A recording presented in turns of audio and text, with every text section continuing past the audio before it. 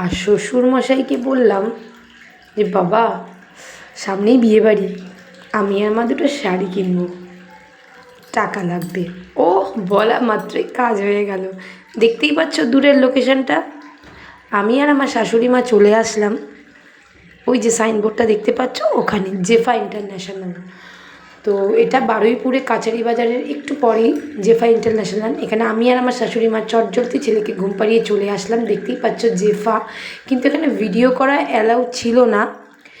যাই হোক, আমি ওইভাবে ভিডিওটা তোমাদের দেখাতে পারবো না আমি কী শাড়ি কিনেছি, কী শাড়ি কিনিনি, বা কোন শাড়ি নিয়েছি বা কোন শাড়ি কিনি, কেনা হয়ে যাওয়ার পর হয়তো দেখাতে পারবো।